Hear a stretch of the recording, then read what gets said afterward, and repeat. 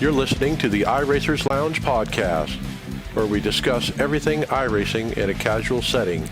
Enjoy.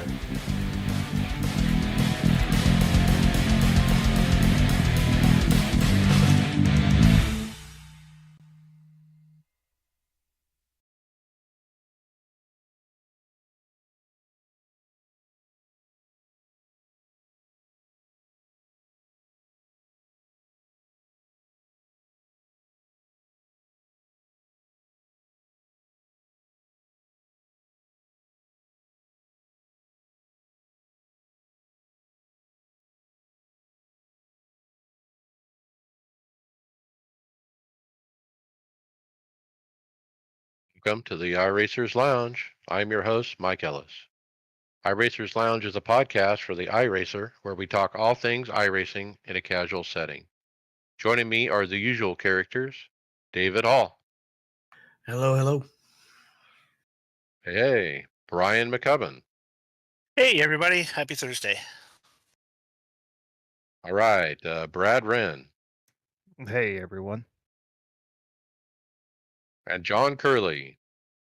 Hey, iRacers, welcome to my world of COVID. Ooh, ouch. And Mackenzie Stevens. Hey, how's it going? Better than John. On the show today, you can now walk every track configuration in all of iRacing. We'll share some tips on how you might be better enjoy your iRacing experience, and we'll check out the newly released 2024 season of iRacing special events. Yeah, that's right, Mike. And if you join us at iRacersLounge.com and select show notes, you'll be able to see all of these great stories and products we'll be discussing on today's show. So log in there, check it out, and we'll see you there at iRacersLounge.com.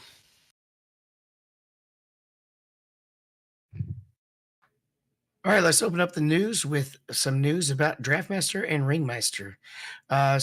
This has probably already happened since we're actually in season 1 now. So the tense on the text is a little off. They're now running fixed series or fixed setups instead of open setups. Do we think that'll That's help great. with participation? Oh yeah, I mean I'll participate now probably. That was the problem with this series all along is I had to have a setup, and if you didn't have a setup, and I tried it without using the fixed setup that iRacing provides, it's just not up to par to everyone else's open, and everybody knows it, and so it really made it hard for people that wanted to participate. Now I did for a couple weeks. I think the first one and the second one I kind of went halfway, and then when that one car came that I'm really good at, the Gen 5, I actually had a set from when I ran and hosted with Chris McGuire because they would use a specific set for that car, and I saved it, and so that was perfect for that. But now that it's at fixed setups, I think I'm going to be a regular participant, like at least weekly.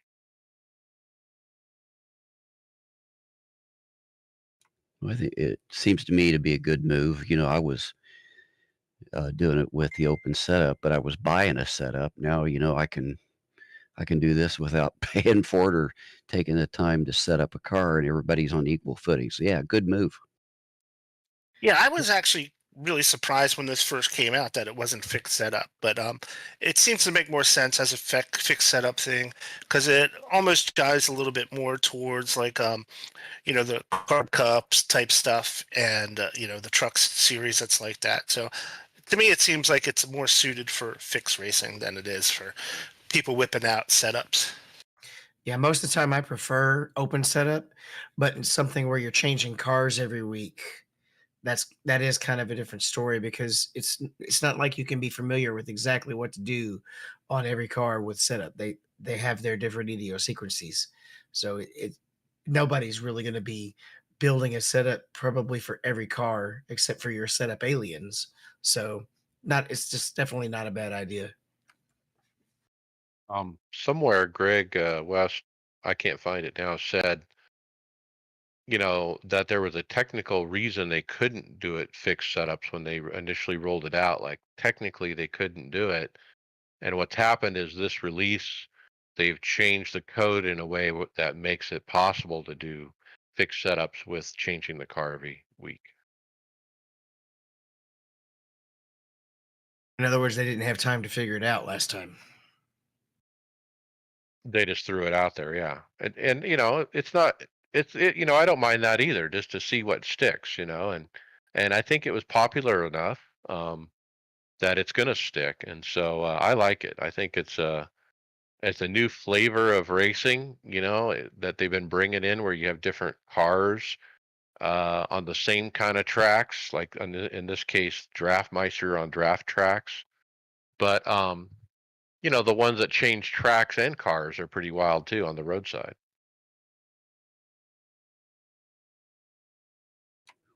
Will these races be any cleaner though?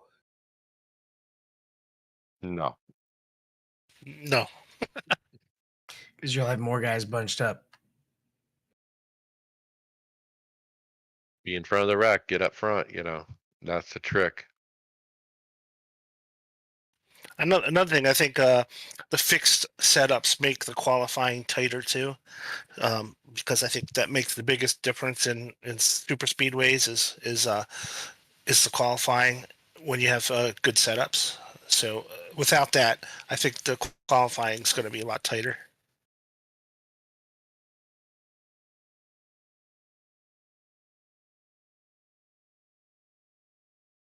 Well, how many of you guys like to go for walks on tracks?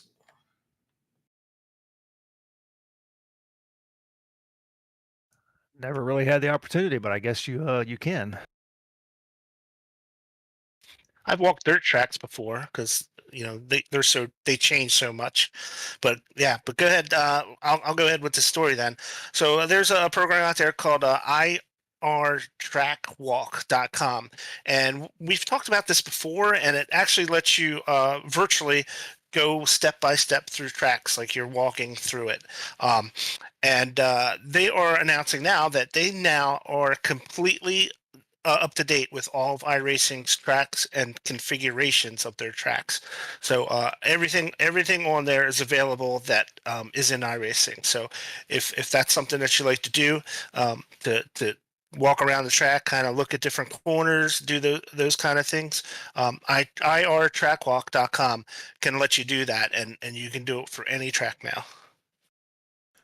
So, not being a VR guy, is this through the game or is this something separate? I'm doing it right now in the browser. You go to the website irtrackwalk.com. You pick which one, and I'm literally at Atlanta 2008 Oval on the front stretch, right at the checkered start-finish line. And it's an iRacing view of the track. Um, but that's what they've done is they've documented every view, and it's kind of like a Google Maps thing where you can spin around in a circle, and then you can move forward, you can move backwards, you can move up and down, that kind of thing.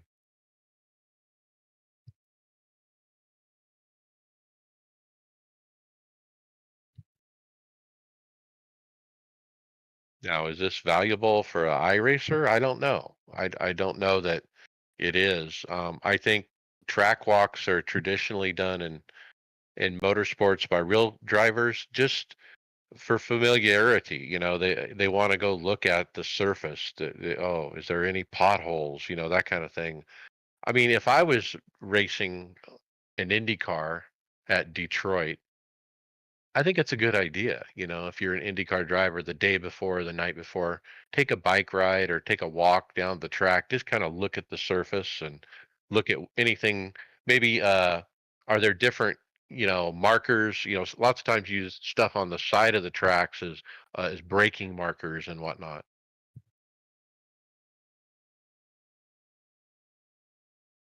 I don't know how much you can really learn though from walking because you think about the drastic difference in the pace.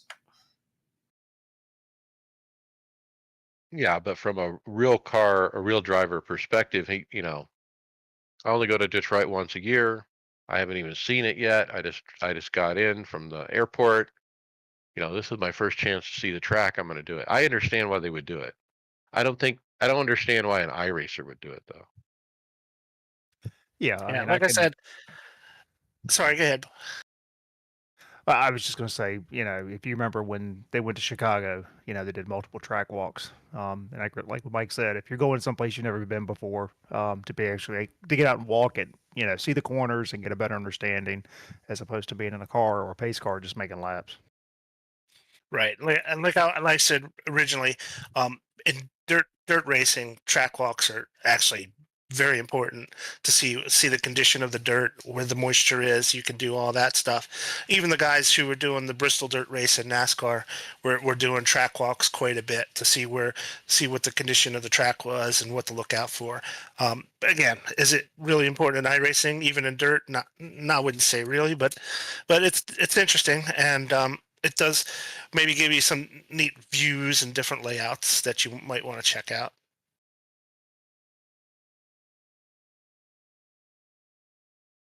Well, why don't we go ahead and walk right into the next topic, Brad? We have tips to enjoy iRacing. Yeah, so Kevin Bulhalasa, I probably didn't say that right, put together a list of several useful tips to enjoy iRacing. So he says, with a new year and a new season coming up, here's some useful tips in order for you to enjoy iRacing. Right off the top, don't race with your iRating or safety rating in mind. When it comes time to racing, just race.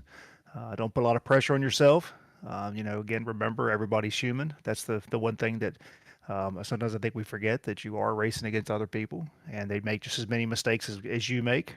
Don't worry about if you're gonna lose I rating, safety rating. If you're unlucky, it's just gonna happen. You get wrecked, you get wrecked. Um, went on to talk about little, invest in a triple screen setup, or even a direct drive wheel if you can. It's expensive, but the immersion comes in. Um, you know, and again, sometimes just don't take it too serious. You know, not everybody's going to become a pro driver just because you're driving iRacing. So I think it's good. I mean, sometimes I think we need to be reminded that, at the end of the day, um, you know, the car that made you mad, there's a person behind the wheel. If you've never driven in real life, um, there's the keyboard warriors that you can get mad, but as somebody who has raced competitively, when you've got to look at that person in the pits after the race, it makes you change what you do.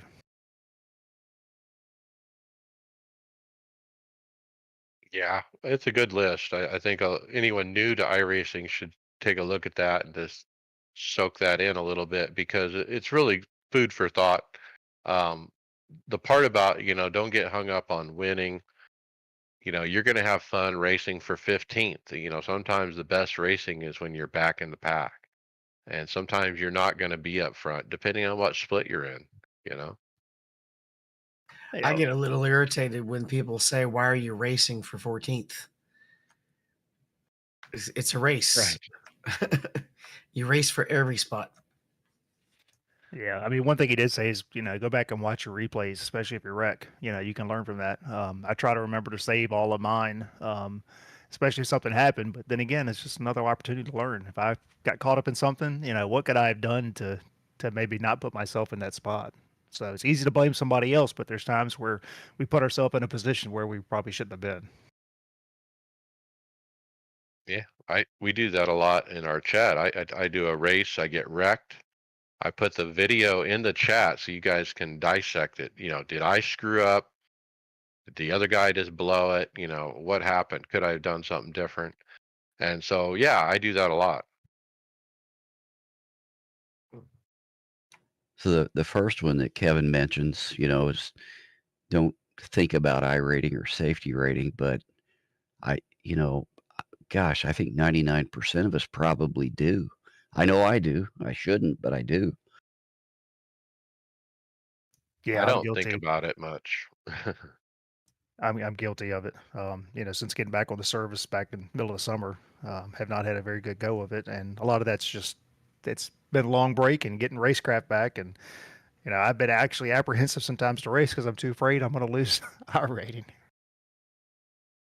I think as a veteran, and David, you tell me if I'm wrong, you're not worried about SR at all. I mean, unless it becomes a problem, like you're about to lose your license or something.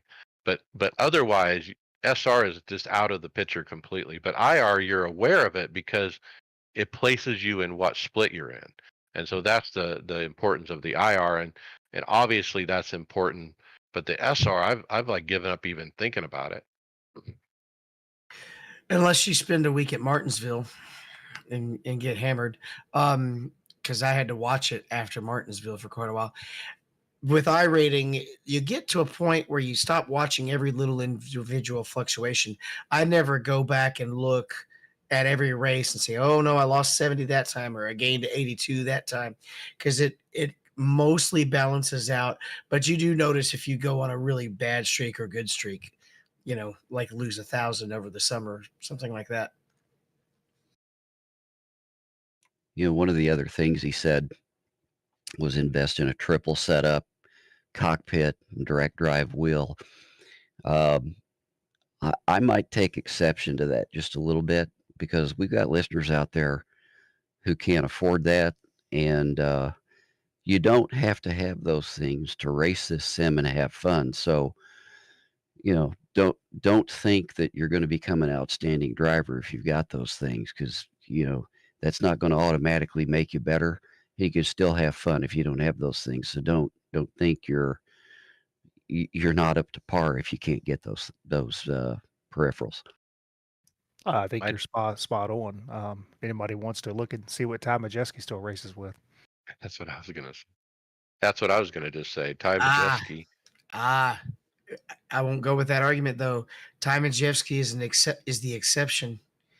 When I've gotten better equipment, it's made up for my amateurness. Okay, a pro can be good on anything, but it can make a difference on at the amateur level when you jump up to either hydraulics or load cell pedals or the direct wheel drive or the VR.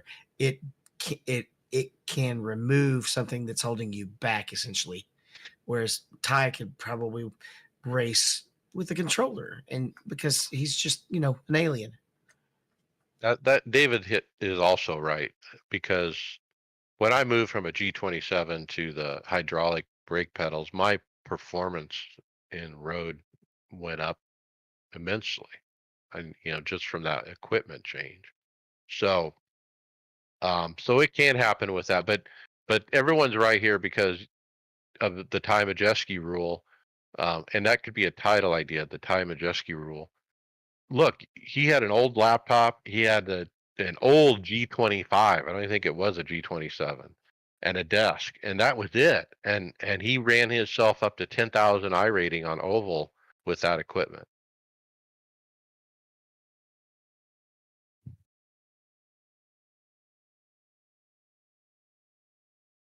I don't know. I think some of your opinions might be a little bit biased. What What do you think, John? Or do you just think we may need to break the bias? Well, yeah, DJ EJ did a video, uh, and his title there was "iRacing, You're a Liar," and I'll prove it with science. So he had done a video not too long ago that suggested that if you change your brake bias, you could maybe fix an oversteer problem, if I remember right, if that's what it was. Uh, he thinks he's right. He went back at iRacing on this. That's crazy. So he's saying that you can change your brake bias on an oval that you're not using brakes on, and it will change how the car drives. So like Yeah, when you uh, guys ask me the brake bias when we're at Michigan, I'm like, well, does it matter at Michigan? But that's kind of what he was talking about because he would always change it and feel like it's doing something to the car. yeah. So I watched this video. It was pretty interesting. So he put in that post that if you increase, I think it was if you increase the front brake bias, the car tightens up on an oval track. Even though a brake bias should not have any, if you're not really on the brakes, you should not really have any change in handling. So later somebody from iRacing posted that, yeah, no, you're crazy, it doesn't affect the handling of the car at all. So he did a blind test where three people submitted setups for him to put in his car. He didn't look at the bias, and he ran each three sets and tried to guess whether it was with the high brake bias or with the low base brake bias based on what he was feeling. So he did like a blind study, and at the end, he revealed whether he looked at it and to find out if he was right or not. And all three of them, he was wrong. So he thought the first one he tried felt tight. He thought it was going to be the high bias. The next two he thought was looser, and he thought it was with the lower bias. Everything else is the same. Track conditions, temperature, everything else is the same. And the three guesses he made were all wrong. So I think he kind of conceded that, yeah, maybe it's just a placebo effect that you turn out the brace bias. You think it makes the car tighter, and so you feel like it's tighter when it's actually not.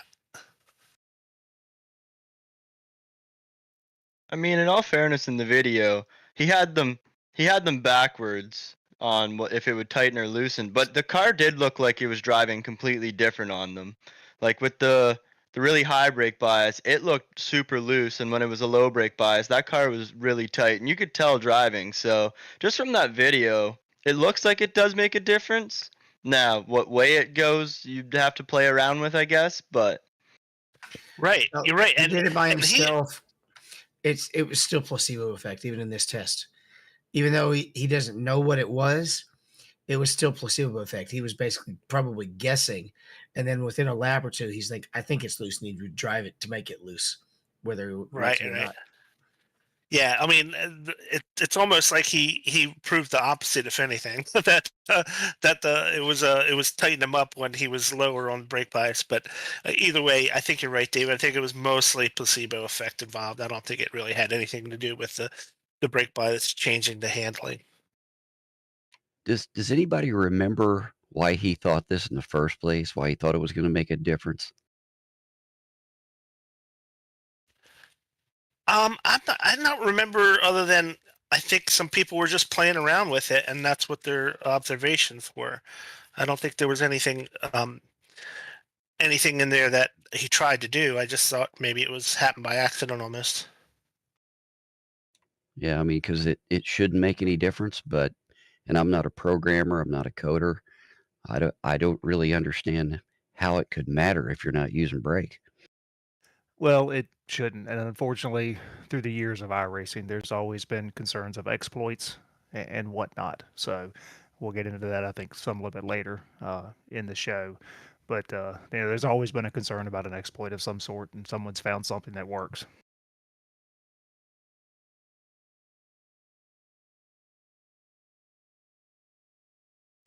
Yeah, because you know we're talking about a simulation. It's not real effects that are happening.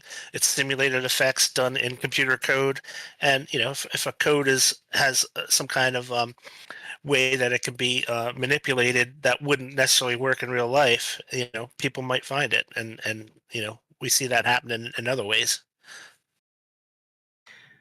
Well, we do know, though, that anytime an exploit does get found, they sure do get right to the point and delete it.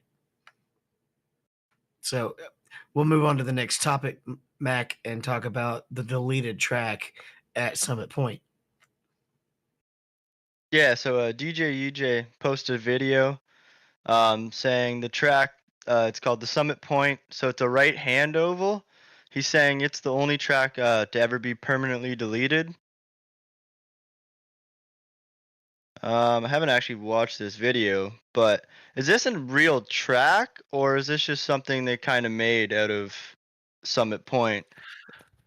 Um, so this is obviously some of the points to real track, and this is turn 1 and 2 on the main track, which is a two right hand turns, and it kind of if you use the pit road access road, it makes it an oval, and that's what they originally set up, but. If I understand correctly from his video, there was an issue with the pit lanes because it kind of messed with the pit lanes, and you could not get out of your pit lane properly, and that's why I think they deleted it. Yeah, he had a footage of somebody who ran it before that happened, and he put that guy's name in there. But yeah, when you get in there now, you get stuck in the pits or something because of the pit problem. So yeah, that's what he says. So did DJ just run it even though it's not a real configuration? Did he just kind of cut the You track? can't run it. I He don't think you tried can to, run I it. think, but yeah, he can't run it now. Where he used to have it as a separate configuration. Oh, and his title's a little deceptive then because he said, "So how did I get on it?" But you can get to it. It's just it's not raceable.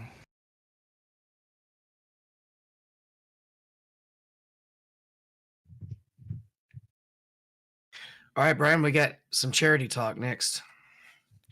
Yeah, so one of our favorite uh, series, like we like to talk about, the Moon Car series. It has the crazy announce team, and it has a lot of actually really good drivers in it as well. They actually had a fundraiser for the Marine Toys for Tots campaign, and actually have raised over $9,000. And even Dale Earnhardt Jr. posted on, I think it was on Twitter, that giving them praise for hitting the $9,000 mark in donations. So pretty cool to see.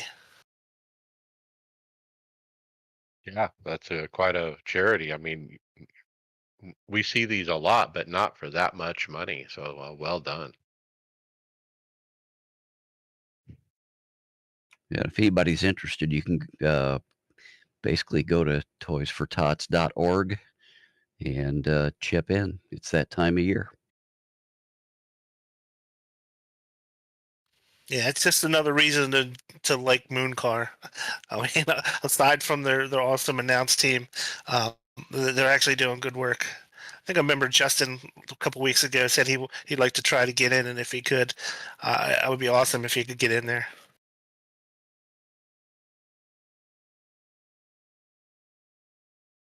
Well, it is that time of season, right? Everybody's probably trying to get their shopping done, unless they like to wait till the last minute. And Random Call Sign, he's posted a video of great gift ideas for sim racers. And I just took a quick glance, and you've got everything from gloves to socks. I think the two best ideas on here were a back pillow that kind of helps with the lower back pain, and actually the last thing he covered, I believe, was a stream deck. Yeah, and actually put in there I think a track day as well. So if you can convince your wife of that. There was also Lego models of different cars.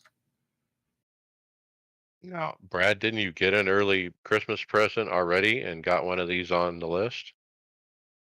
I got some new gloves from Moradness, so used them last night. Very good. Well, my wife already gave me a sim rig for Christmas. Man, she's a sweetheart. So I don't need to ask for anything else. She was good to me. Are you going to put a bow on it and stick it under the tree though, or? No, it's already in its resting place. I can't. I can put a bow on it. I just can't move it anywhere. But I will say he did give some good points, when it came to shoes or socks, suggestions there. I mean, even whether it's water shoes, some people use carding shoes. I use carding shoes myself. I found some rather inexpensive ones on Amazon after using some sim shoes that I bought like, I don't know, 10 years ago, but we're starting to dry rot. Gloves, stuff like that. So, I mean, good video to watch if you're thinking about some of those things. Not just you need it, but he actually gave a little bit of feedback as well.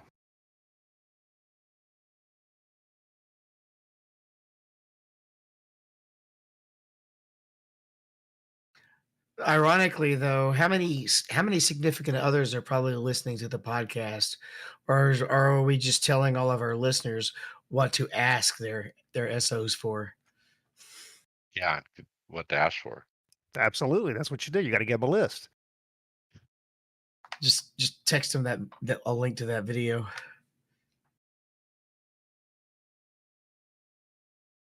All right, Mike. Next up, we've got something of about the advanced sim racing event. Well, it's a Tony Kanaan event, really.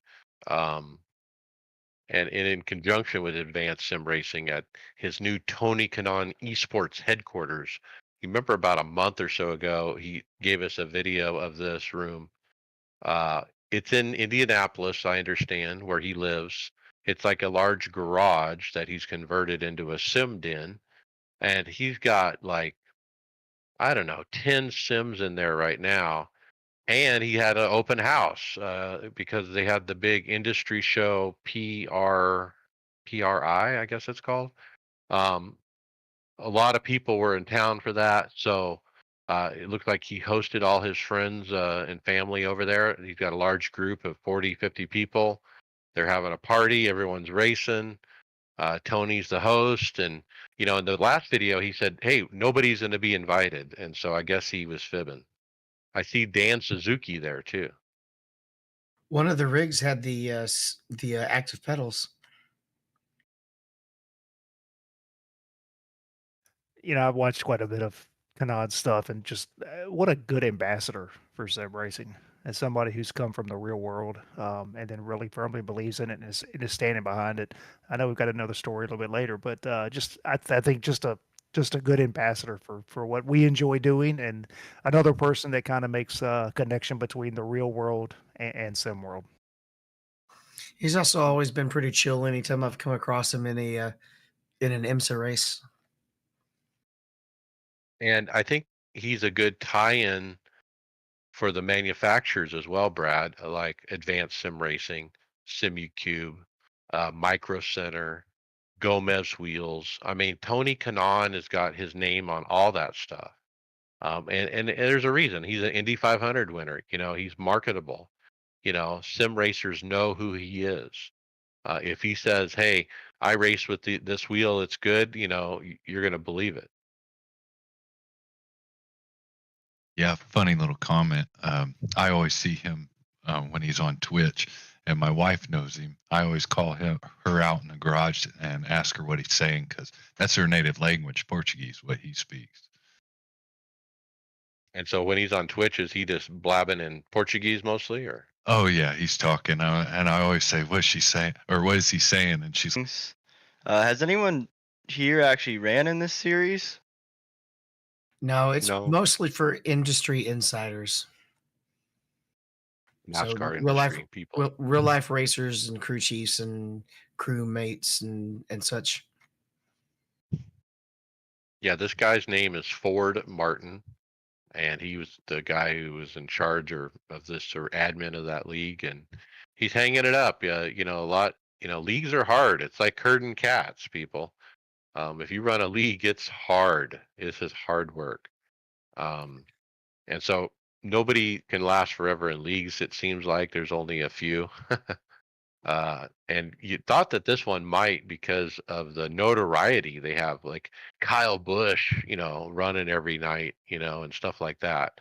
They had Kyle Busch on the regular, and a lot of, like David said, industry people, names you might recognize, and so they had broadcast, and it was quite popular. So, but it's gone.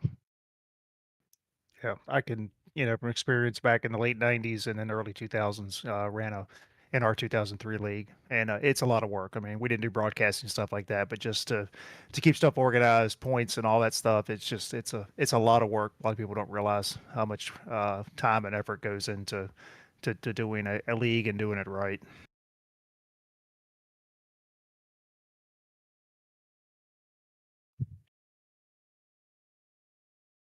Well, where one place is shutting down, another place looks to be expanding. Podium Sports is looking for producers to work on Wednesdays and Thursdays. Producers, so that's usually like camera work, like you're working the cameras, the camera shots, or you're working the graphics that are overlays and that kind of thing. Everlays, either that or actually actually running the cameras during a race, right? While somebody else Could is be doing the that, or announcing. They like got Brad there's was saying, organizing drivers and getting artwork, paints, so for the cars, right, that kind of stuff. Yeah, the email is Ryan at Podium Esports, and it does say on the tweet, please include an example of previous production work. So no rookies, I guess. Look, there's a lot of ways to be involved in sim racing, and I actually tell everybody, look, try some different stuff. Go to try spotting. Spotting is so much fun for me. When I spot Justin to a win, and I've done that before. It's a blast. I mean, like I have as much fun as he does. When he wins, it's like I win. Try it. It's a blast. Be your TJ Majors, or do this. Get into production on the broadcast side. When I first got into iRacing, I actually did announcing where I was in the booth, being a commentator. I was actually pretty good at it. But I wanted to drive more than I wanted to call the race, and then eventually that took over, and so I quit. But I wouldn't change that for the world. It was a neat experience, and I really liked trying to pretend to be Mike Joy, and call a race.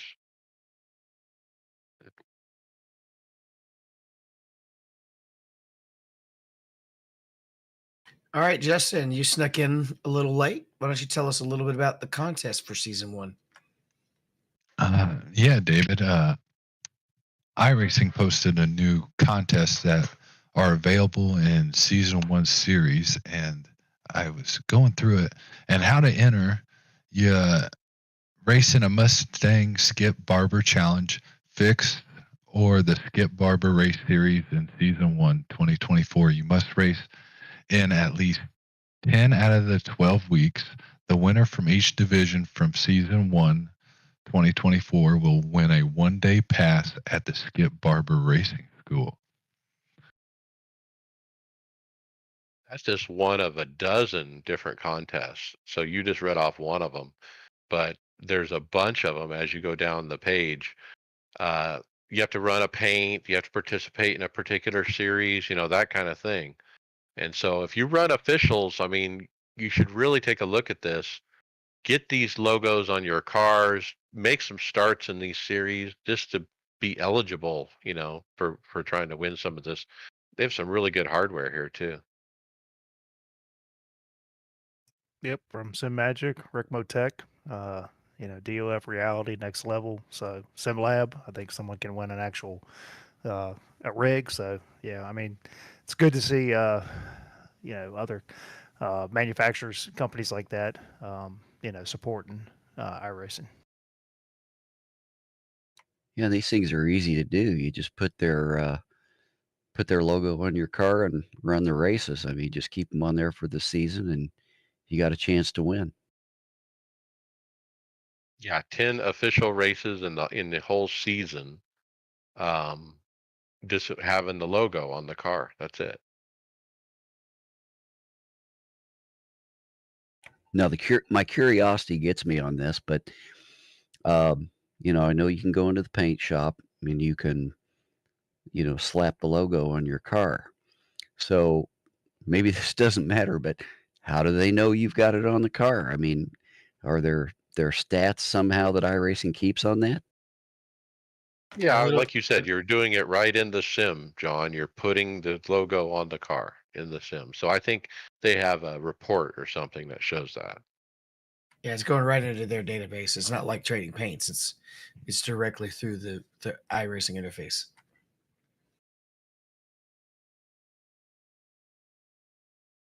So we've talked about this before, but I'll say it again. The lady who puts on the contest from iRacing named Angela, she's gotten into arguments with people when they ask, well, what if I'm running, trading paints for that car?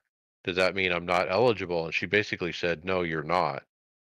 Um, and I disagree with that. I don't think iRacing can track whether you're using trading paints or not. The way she says it was, if you're running, so like on this particular one, the next level racing, it's Street Stock Series C, and I have to run their logo for 10 races in season one for that series.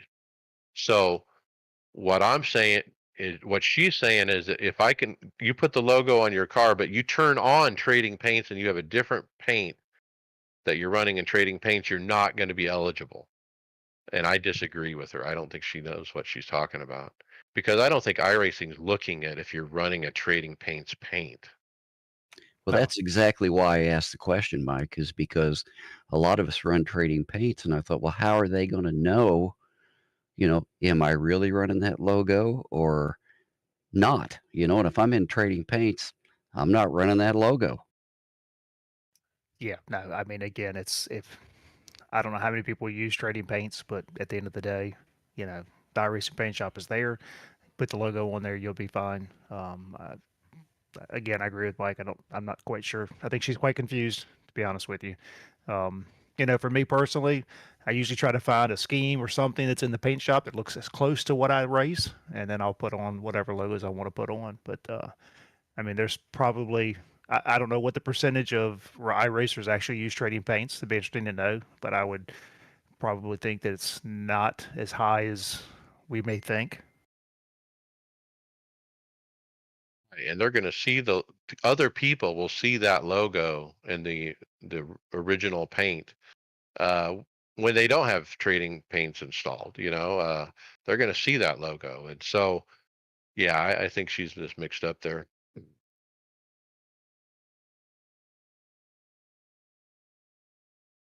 So All right. Tuesday night was the eNASCAR Invitational. eNASCAR held their Pro Invitational event at the LA Coliseum, and Anthony Alfredo took the victory. So what they did was it's pretty cool. So this was NASCAR drivers from all of the different NASCAR sanctioned series around the world. They ran a race at the LA Coliseum, then they went and ran in the Indy version of Brands Hatch. So it was really cool. I mean, NASCAR Mexico, Brazil, Europe, really, really cool. Dale Earnhardt Jr. was in it. Anthony Alfredo, Raj Caruth, as far as some notable NASCAR local guys. Really a pretty neat event. I sat and watched it. Made the wife watch half of it. But it was good. And I think we ended up seeing also that I think I messaged the group that Hocevar was being Hocevar. He turned junior and doing Hocevar things. So, but Who does pretty Hocevar drive for? Fire. he'll aspire now. I watched this too, Brad. While you and your wife were watching, I watched it on the big screen. Actually, it was great, and I had a lot of fun watching the oval part, and then I watched the road part at Brands Hatch. There was this guy from Brazil, NASCAR Brazil, and he was quick, and he was like fourth or fifth, and he was able to drive up to the lead and take it from Anthony Alfredo, even though Anthony didn't make any mistakes and was quite quick. This guy was a tenth or two quicker. Yep. And when they were interviewing him in post race, he's a guy from Brazil who, the way that I took the interview was started on what it says sim racer and has had the opportunity to now to do it for real. So it was a pretty neat event. Yeah, Jeff Giassi was his name. Very impressed with Jeff Giassi. It was fun to see him take on Anthony. With Anthony winning the first heat, and then him finishing second in the second heat, he basically won the overall championship, as they call it. The overall for both events. It was pretty neat too. They ended up Junior got wrecked out of the Coliseum race in the and didn't make the transfer. So it was pretty neat. They included him on the broadcast team. So for us guys that like looking at other equipment, it was pretty neat to see what some of these guys were using. So that was pretty neat. Yeah, it was neat to see Junior in the booth, and Evan Pasoko was setting him up with, really good commentary. Like he was telling us, well, you got to get down to the apron and it gets tight and you got to you wait to power off that corner. He's giving us really detailed, what are the drivers going through or thinking about, as they go through this.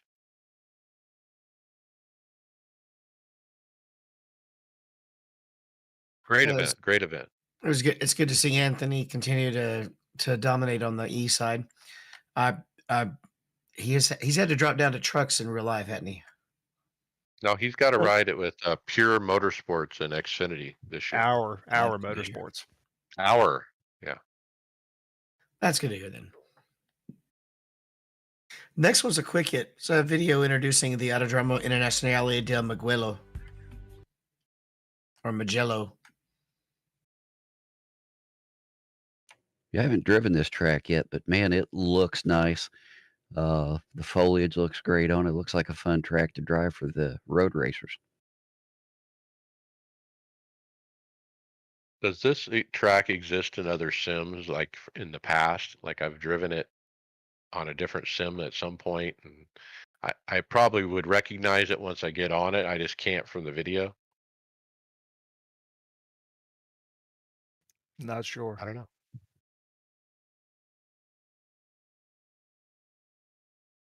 It looks really narrow. I mean, it looks hard to pass to me. Haven't a lot of some of these more recent tracks been either MotoGP? Some of these tracks are, predominantly MotoGP. Yeah, this track is that. This is a very popular with the motorcycles. But obviously F1 doesn't go there. I actually did try this track in the Ferraris, and I'm not very good at road racing, but I was not fast on this track at all. It's fun to drive. I just can't find speed on it. I was like 2-3 seconds slower than everybody else. But it's not as narrow as it looks. Like if you look farther on in the video when the cars are actually going, you can fit 3 wide in most of the track. It's actually decently wide, but it is a fun track to drive and it does look really nice. It looks like it does have a really long straight too. Yeah, the final straight's pretty long. All right, Brian, let's see if you understand this transition. Woo, woo.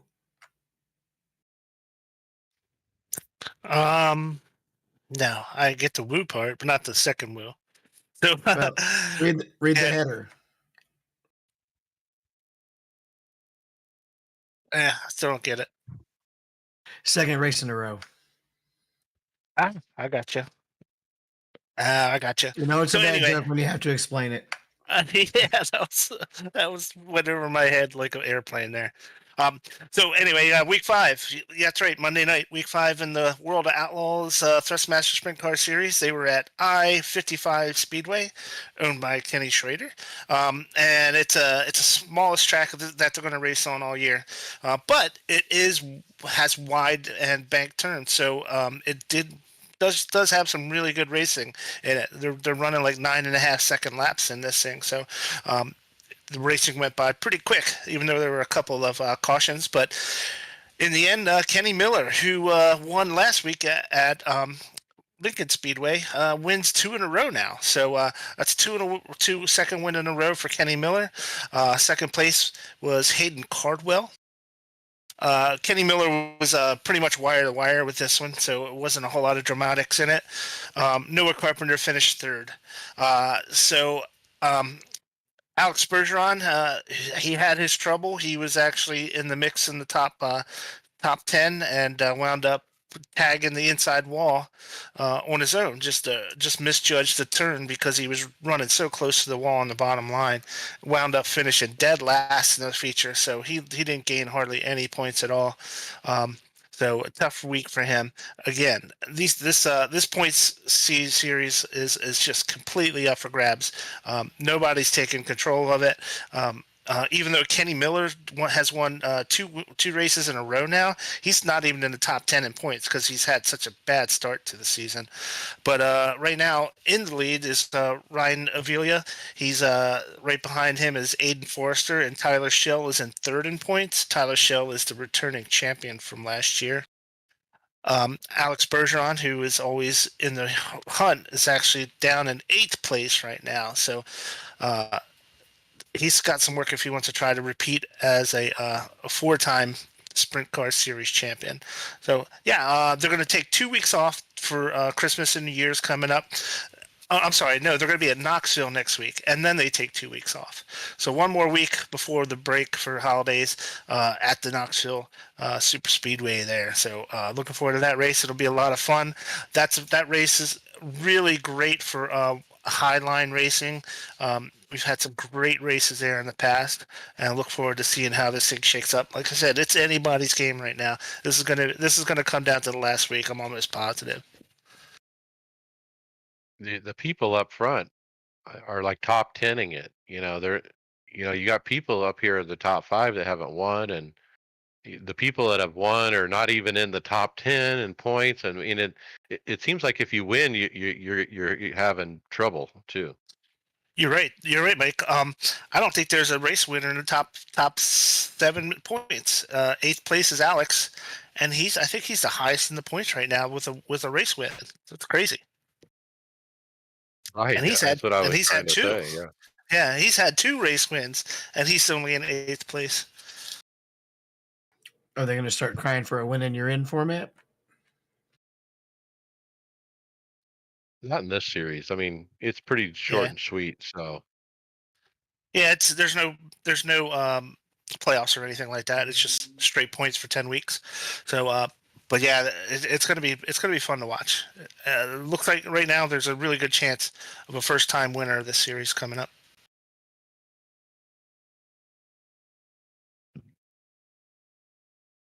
All right, Brad. Next up, it looks like we've got a video that basically recaps the 2024. Wait, did I skip?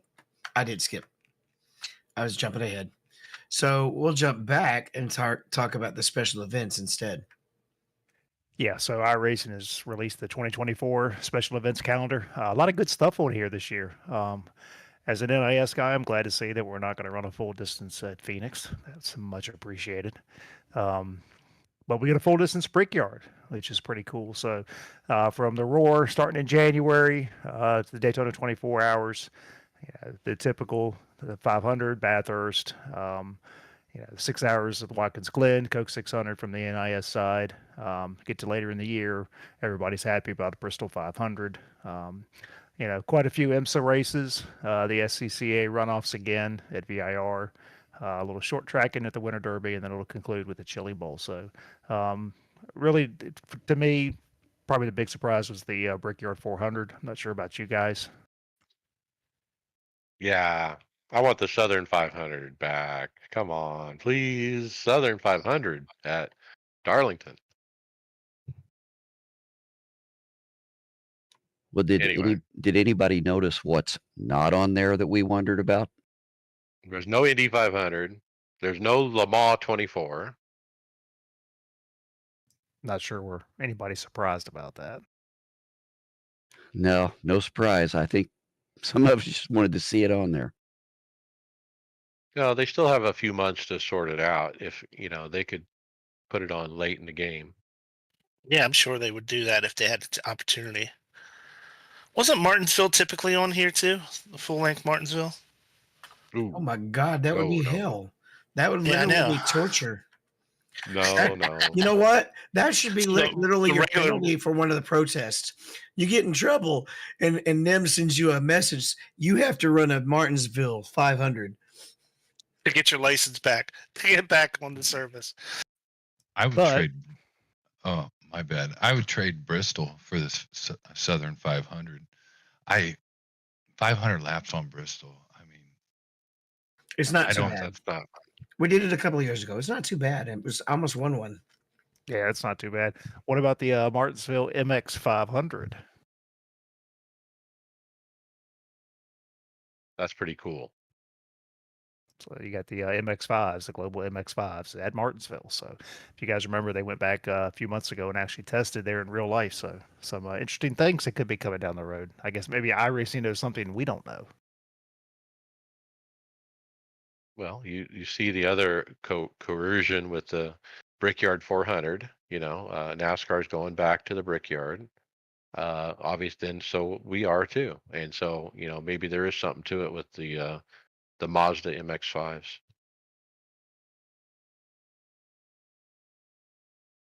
So I know some of you guys have done things like the 6-hour race or the Nürburgring 24.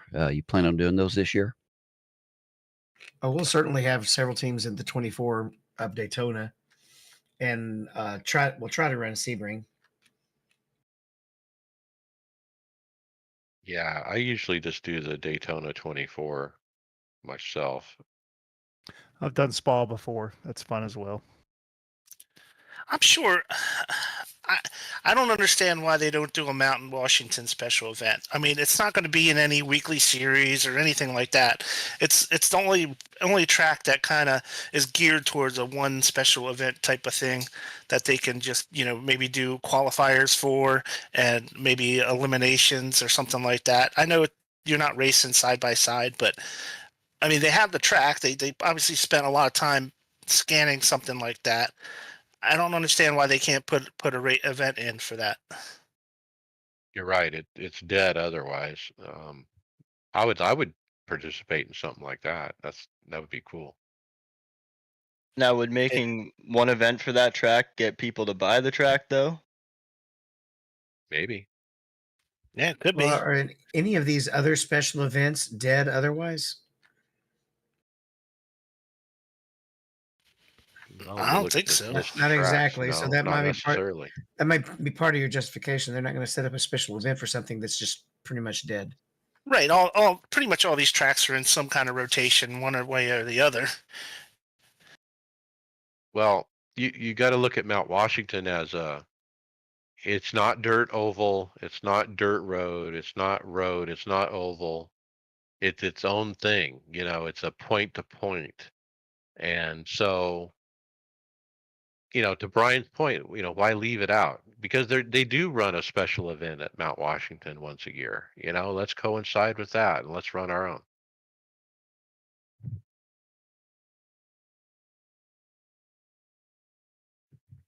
Um, yeah, as far as the not having the finale and the NIS being full distance, I'm okay with that because Phoenix, yeah.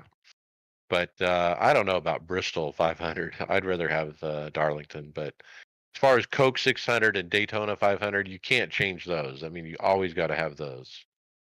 When's the last time they did the Bristol 500? Because I can remember doing that back in probably maybe 14 or 15, maybe 16. It was either 2 or 3 years ago. Yeah, 2 or 3. Yeah. I'd rather run a full distance Bristol than I would Martinsville. Yeah, that's what I was thinking. So you guys are. I didn't run Martinsville this year, but so all those cautions are in a shortened race. Yeah, a 250 lap race, and you spend 150 laps under caution. No joke. Every single one of the races.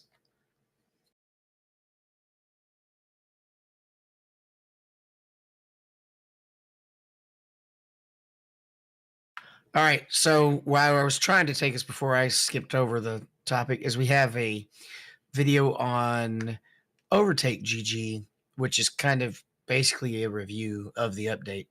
Just a quick video format hit of all the updates in season one.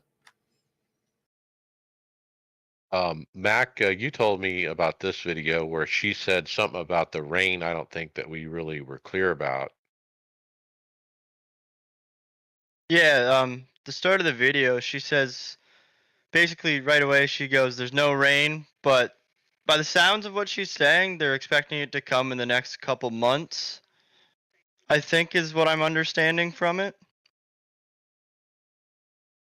Well, Greg West She has put out a she was message saying more that it's fairly imminent. right. Greg Hill told us it was imminent.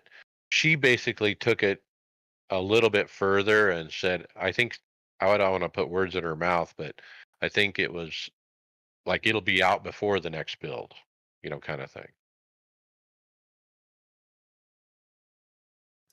Again, I think the thing everybody needs to remember is Greg has said multiple times that this is going to be for a select number of cars, and at no point has he ever mentioned IMSA. It'll be a while probably before you see it in IMSA.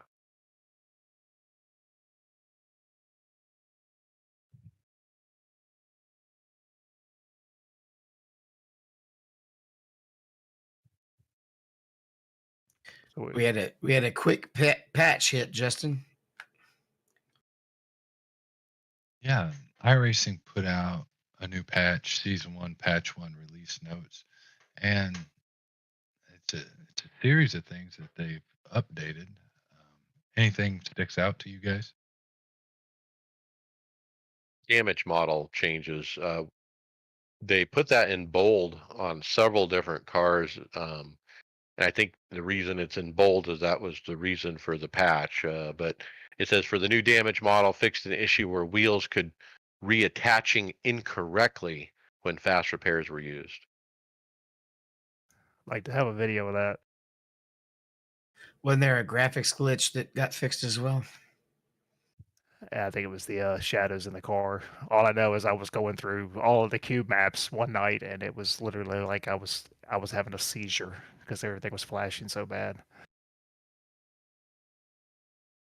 The other thing I noticed is the new tracks they just put out Mugello, Okayama, lots of cleanup as I call it. Like Barney the Flagman was added.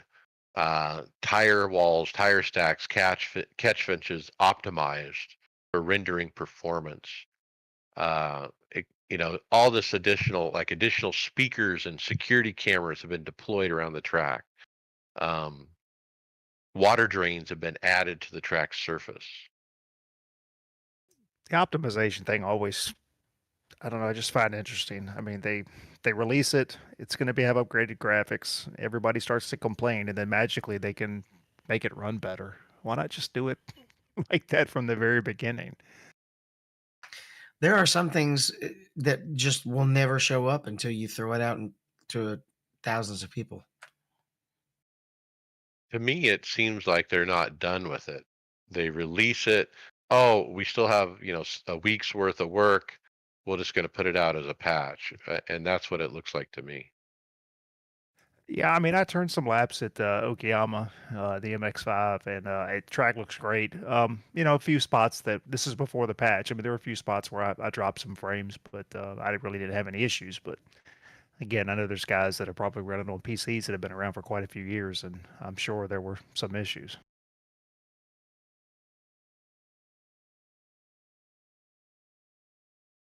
All right, Brad, I think you kind of teased this article earlier, so go ahead and pick this next one up.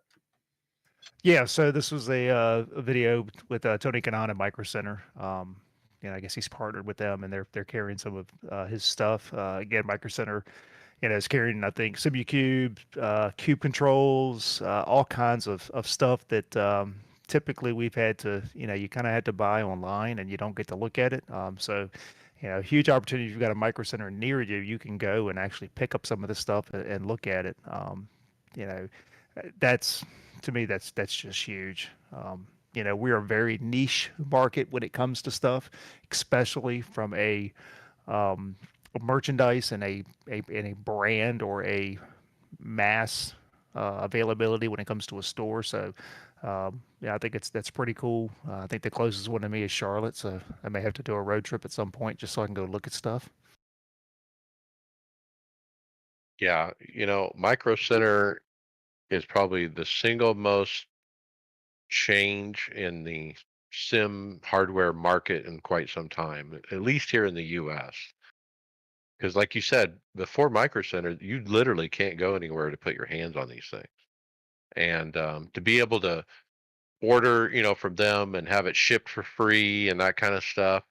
Like when I got my new wheelbase, I had to get a new SimLab front mount because I had one for Fanatec and I was switching companies. So I had to buy a new mount to go with my rig, and I got it from Micro Center because it was easy, and it was free shipping for this 60-pound piece, and you can't go wrong with that. You're buying within the United States and so forth. So um, they go through this video and they show, like you said, all the different partners they partnered up with: SimLab, Cube Controls, Gomez.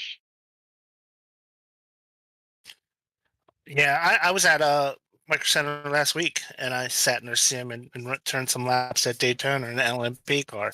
It was awesome. I mean, they have they got a SemiCube. They have good stuff on their iRace their setup, and it is iRacing, by the way. And yeah, they have a SemiCube 2 Pro. They had Gomez wheel, Huskenveld pedals. I mean, it's top notch stuff that they have for their display, and all that stuff's available in the store to purchase. Or online, like I said. Well, that just goes to show you how much sim racing has grown in the last 3-4 years. When you can buy these things at your local retail store, go see it in person, that means there's a huge growing market for it. I'd like to see a national chain. I don't know if you'd call Micro Center national. I mean, they're not in Phoenix. So, but what about Best Buy? If Best Buy started selling this stuff, that would be huge.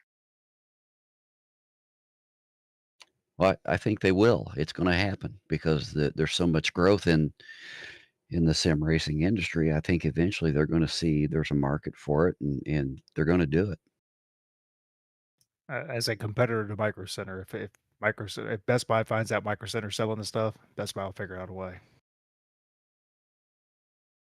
Well, I know Best Buy in Canada, they already sell wheels and stuff.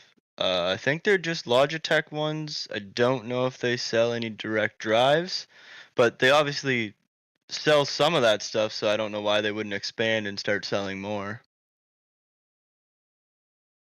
It's just a matter of the connection between the manufacturer of the equipment and the retailer, and obviously Micro Center, through their partnership with Tony Kanon, Tony has introduced all these companies to Micro Center. He's brought in SimiCube, Sim Labs, Gomez, Cube Controls, and so forth. All these high-end sim companies that and they make agreements with Micro Center, and it works.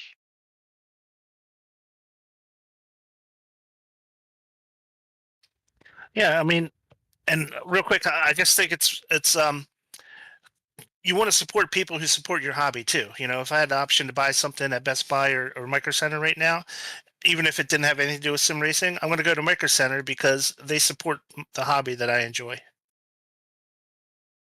Yeah, And I if, mean, if I had the store local, I would enjoy actually getting to go pick it up instead of having to wait for it to come in shipping anyways as well. yeah, I mean, I just on their website, 26 locations, so they're not a small chain. So I mean, it's kind of back to the days where, um, if anybody remembered CompUSA, it was nice to be able to go somewhere and actually pick up computer hardware and pieces to where you didn't have to order something and wait forever. So I think it's huge. So they're not a small chain, and California didn't used to be a small track.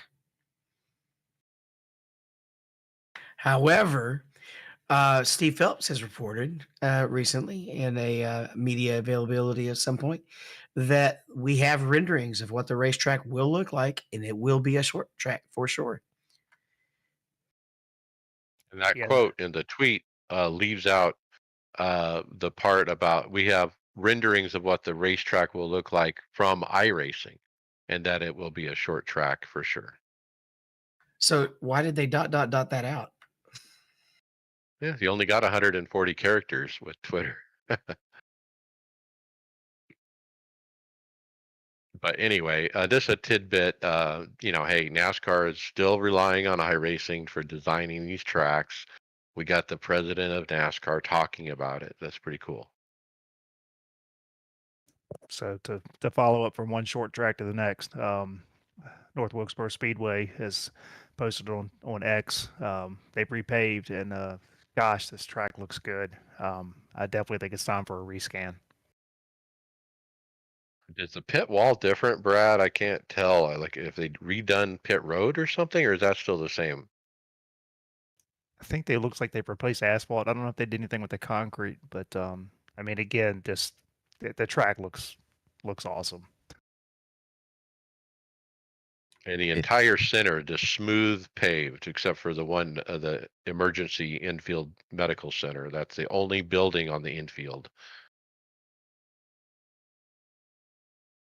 So, are they going to put the haulers on the infield, or?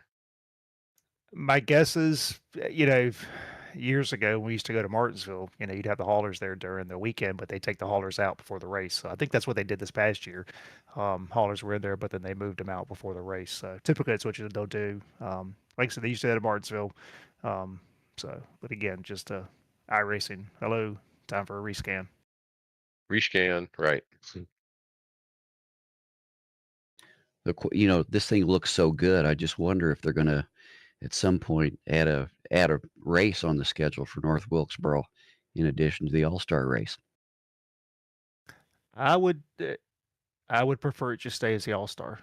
You can maybe run some support races. I mean, maybe do something else, but the uniqueness is the All-Star race.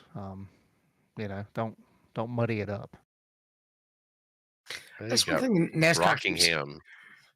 That's one thing that NASCAR keeps doing. Whenever there's something comes up and it's really good while it's unique, they then turn around and do it like 6 times, and that ruins it. Yeah, if you remember Eldora with the trucks was a great thing. And then it's like, well, we just got to do it everywhere. So we'll just go and do it in Bristol and we'll run all the series there. Or even with the road courses. I Yeah, when really they liked the first did roll.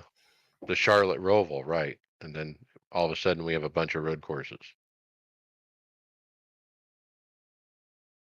Okay, so if they rescan this, we need two different versions, right? We need the old version that we currently have and then the new version. Or would they replace it and just have one? Didn't they when Daytona repaved, didn't they keep like a legacy version or something of Daytona at one point? Yeah. I Yeah, I think they'll mean, be different enough. They should have two different versions. yeah, I mean, we're running the B races, Xfinity races this week, our Texas Legacy. So yeah, I say keep it. Let's have it as a legacy.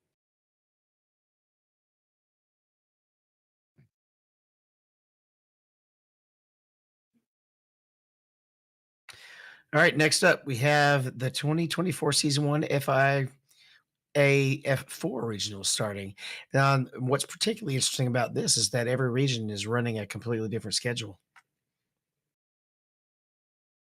It's based on where you live, yeah. The track selection. So if you're a US based or North America based, you're going to be running American and Canadian tracks, basically. Yep. I like the idea. Now, I tried this for a while last season. I got out of it, and the reason was it's open setup. Same reason I mentioned before with DraftMeister. I mean, I'm not ready to buy setups. I can't make a setup. I don't have one, and the fixtures is out to lunch. My call out to iRacing, we got to have better fixed setups that can compete with open setups from that you can get from these setup shops. I mean, for the average iRacer who doesn't have the funds to buy setups, they can't run this stuff.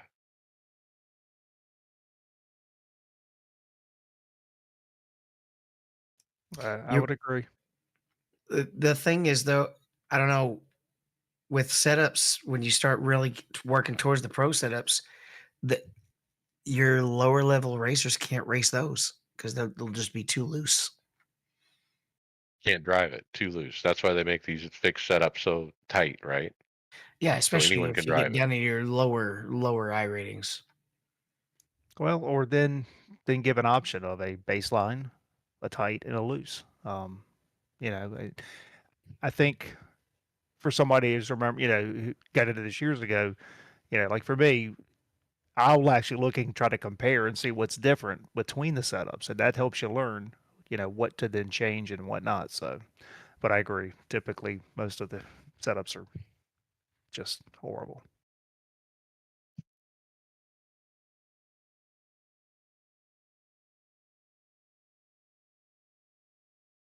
All right, this one, Brad. I think you're the one who needs to talk about this one, right? Yeah, so last night was the RFK Holiday Showdown. So it was at Michigan International Raceway. Actually started 48 cars. Had some big hitters in there. Caden Honeycutt was in the race. Very stout field. Had a good time. It was unique. It was fun to try to actually do. It was an 80 lap race, but they did it in two stage breaks. So we did a stage break at lap 20, full course yellow, and then one at lap 40, and then had a 40 lap run to the end. It was good. It was fun. Ended up starting 27th. I mean, yeah, 27th and finished 22nd. So it was fun. We'll talk about that, I guess, when we get to results some. But just a really neat thing. Was hoping that I guess everybody kind of thought like I did that Busher was going to be running in it, but at the end of the day, I think this was more of a way of celebrating his win there back last season. So, but yeah, missed the Winter League race to this, but it was fun. It was broadcast. My wife sat upstairs and actually watched the entire race. She goes like, "I saw you," so it's pretty neat. Wait, Chris Buescher wasn't even in the race? No, no.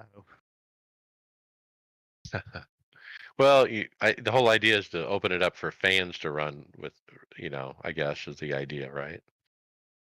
Yeah, but like I said, it was a stacked field. There were some heavy hitters in there, and with that, comes attitudes at times too. So, but it was fun.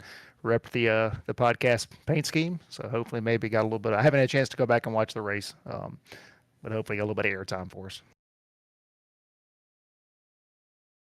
Right. We're liking the Roush resurgence, thanks to Brad K. Um, I've always been a fan of Roush back in the day when they had 5 Cup cars and they were the team to beat. They were unstoppable. I'd love to see them get back to that. Yep, I was never a Roush fan, but I've always been a Keselowski fan. So, um, yeah, that's my link to it there now. So it's good to see what they're doing. I think next year is going to be a great year for them as well. And they're doing some other stuff too. Like Stage 60, they're going to do like an all-star car as well. So I think there's a lot of good stuff coming out of that organization.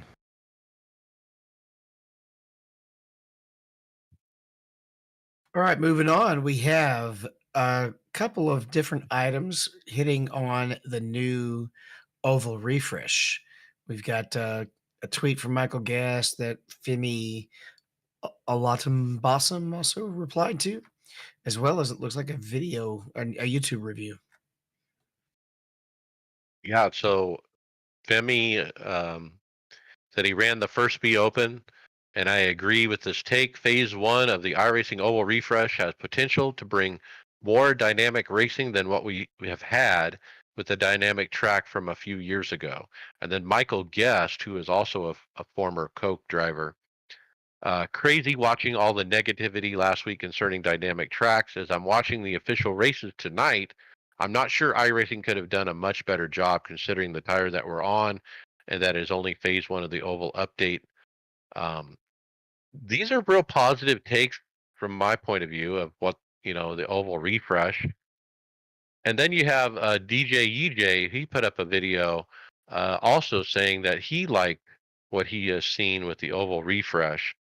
He specifically mentioned, David, um, that new line that you found where you go high and then you're able to do this really late apex and drive it down to the bottom. He said that's more prevalent now. Um, and, this hook in the bottom and the ARCA is not the way to go now. So it has definitely changed the racing, at least from his point of view.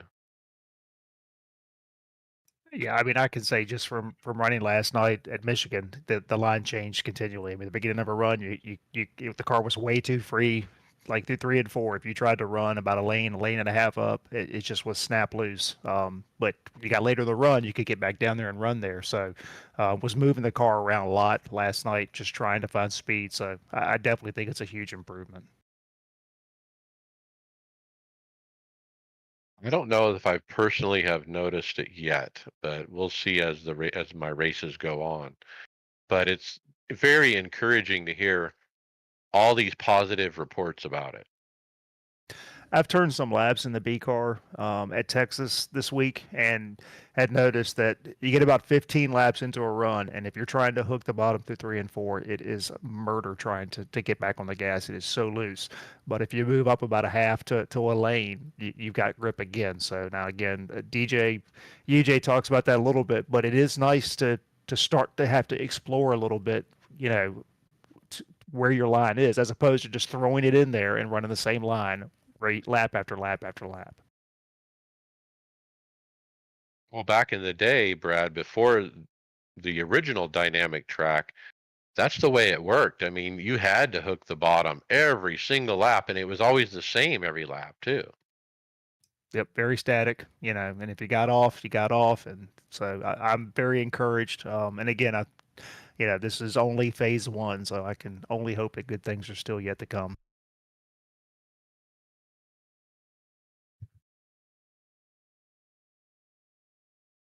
All right, we want to let you know that Team Conti Week 1 setups are available. So go to, I don't have their address handy.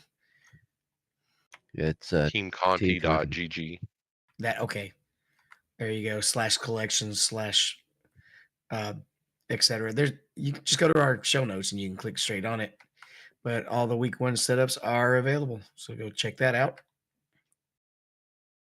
And they were touting a lot of their. They won a lot of the races on Monday night, the first night of the season. B Open, I think the SOF, the highest SOF, and then I think maybe A Open too. But Logan Clampett was saying that he ran the Team Conti setup and won the B Open SOF race with it. So far so good. It looks like they got winning sets.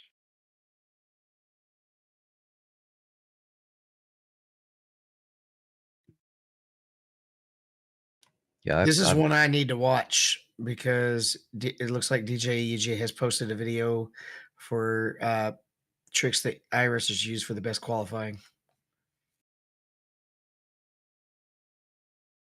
Yeah, so he goes through quite a few of these, from getting your tires to bounce to the old hold the brake and gas to heat up the tires. Like we said earlier, there's always thoughts of exploits. But here he touches on stuff that technically is legal. But yeah, dragging the brake to warm up your tires before qualifying. I guess at certain tracks you can find areas where the track's a little bumpy and that actually cools the tires, if I remember correctly. So again, I don't think we're much different from real life racers. Sometimes they find things and we'll do things. I think we've, seen things through the years. I think I remember like F1 dragging tires off to the grass or something at one point. So, it's different stuff. Virtual or real, we're always looking for an advantage. Yeah, Keep another it thing off you the mentioned wall. was staying off the wall. Right, don't drive too close to the wall because the air bubble will slow you down a little bit. It's something I never really thought about, and probably has slowed down some of my qualifying times, especially at super speedways. I would think.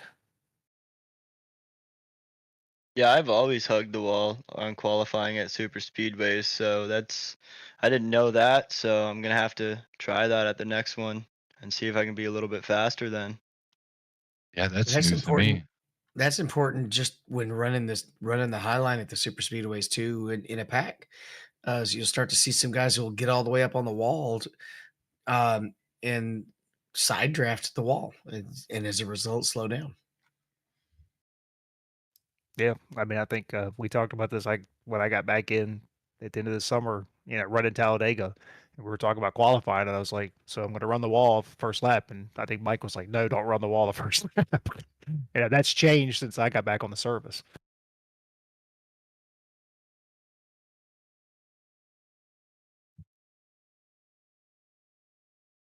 All right, let's run down the list of events. Justin will kick those off first with the race for mental health. Yeah, YouTuber Jimmy Broadbent is hosting a charity race to benefit mental health. He's got a 23 hours race around Zolder with some of the coolest people in the community, and he's got a couple links here to watch and donate. And it seems like a pretty cool little thing. A good way to give back.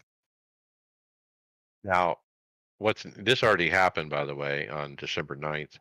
But what is neat about it is the incentives that he's listed here. If he gets to 5K, he's going to take a teaspoon of Tabasco. If he gets to 10K, he's going to do a mustache jimmer. I'm not sure what a mustache jimmer is. Somebody look that up. I don't know if I want to say that. I have no idea. 15K, he's going to eat boiled carrot. If he gets 20K, it's bald cap time.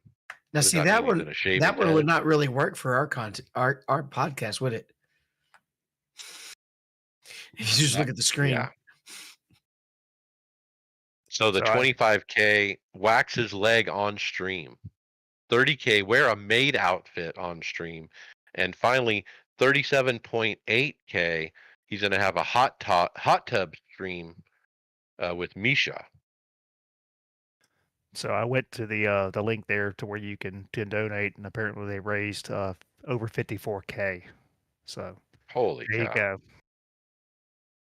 Yeah, So 40K, did he he? says to be determined. So I don't know. Maybe he has something diabolical thought up.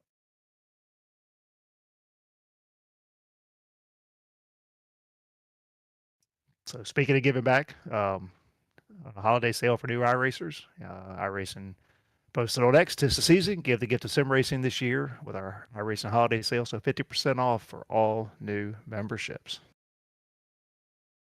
Yeah, for new accounts. And then the Sean Timmerman Memorial event is fast approaching, December 21st. I actually saw he's got events set up in the league section. He needs everyone to join the league. He's going to try to have the biggest dirt event ever. We need everybody to join in.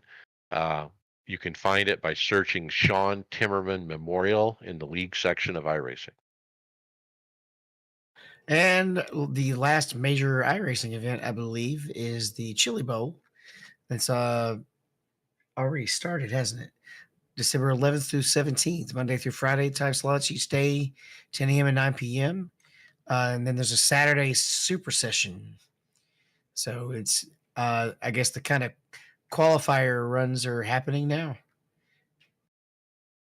Yeah, still time to get involved if you want to get involved at big event Saturday. Podcast housekeeping, leave us a review on your favorite podcast platform to make it easier for more listeners to find the podcast. Mention us to your fellow drivers so they don't miss out. We do appreciate it. Check us out on Discord and get involved in the conversation. And our show notes are on the web at iRacersLounge.com. We're in regular rotation at Performance Motorsports Network and get our merchandise at iRacersLounge.shop.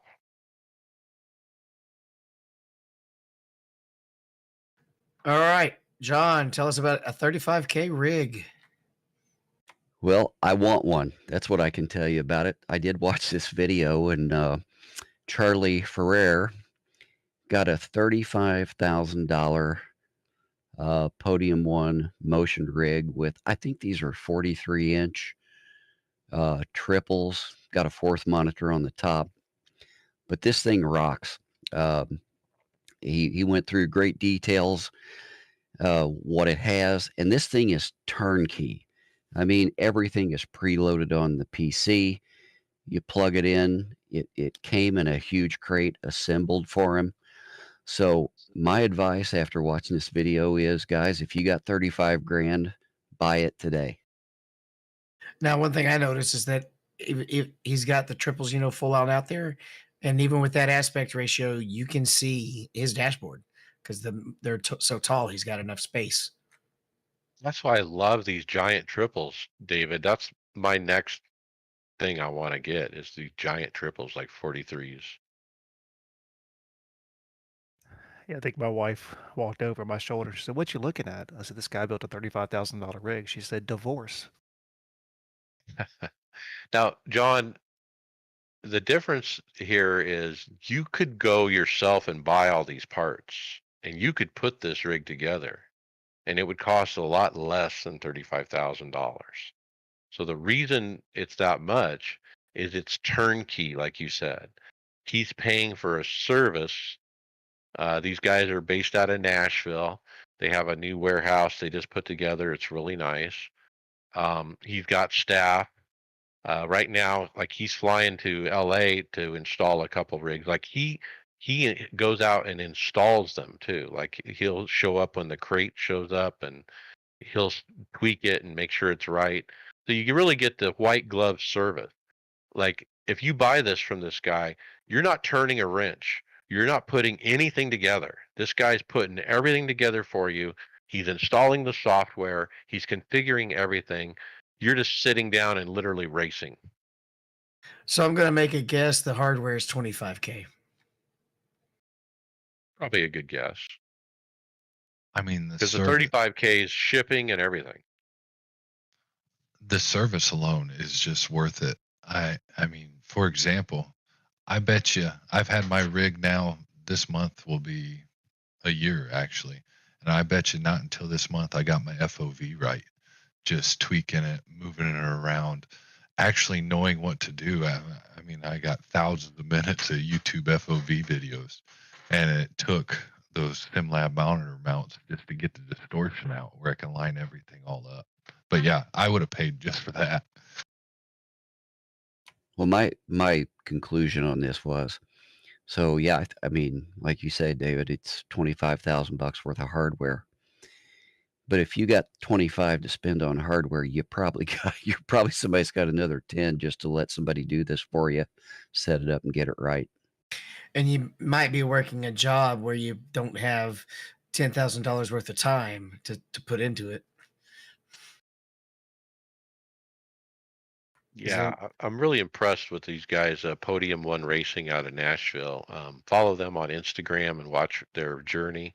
But they've really grown. They started in his garage, I think, and now they got actual warehouse, and he's got people on staff building these things, 24/7.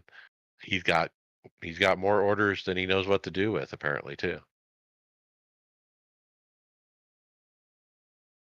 And I think the rig, or the frame is a Track Racer 120, I believe is what. So they're buying these parts and they just put it together for you. The way they're doing it is they're putting it together in Nashville in the warehouse, and then they're crating them, except for the monitors. Okay, so the whole rig is put together ahead of time, and then they fly out and meet the crate and basically finish putting it together with the monitors. I'm too cheap. I spent a week putting mine together, and I was happy to do it. Right, I could never afford that. Well, I can't tell if we can afford the next one or not because I don't think it's going to have a price listed yet. But the AMG GT3 button box is available soon. It features a real carbon faceplate and CNC machined body. Comes from SimWorks simulators.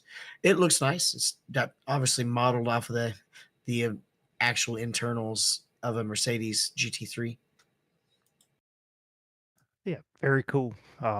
If that's all you race, I think that's awesome. Or if you do this in real life and you race a Mercedes AMG, I think it's great. From somebody who's looking for button boxes and looking for versatility, something like this doesn't work. But again, lots of high end stuff like this, so very cool.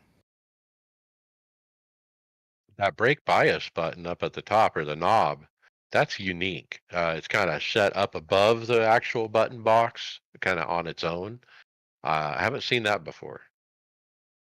Well, this is designed to where it would probably sit right in the center console, right in front of the gear shift. So the buttons would probably be right there in a real car, and the brake bias is just up a little bit higher on a different angle with the rest of the dash.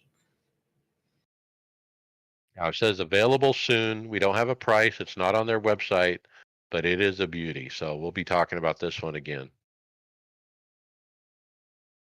So continuing with hardware, fast pasta rig. Anthony Alfredo shows off his current sim rig in a little short video. So pretty neat setup he's got. He's got motion monitors and stuff. So I think it's about a 23-second video, but it's pretty neat.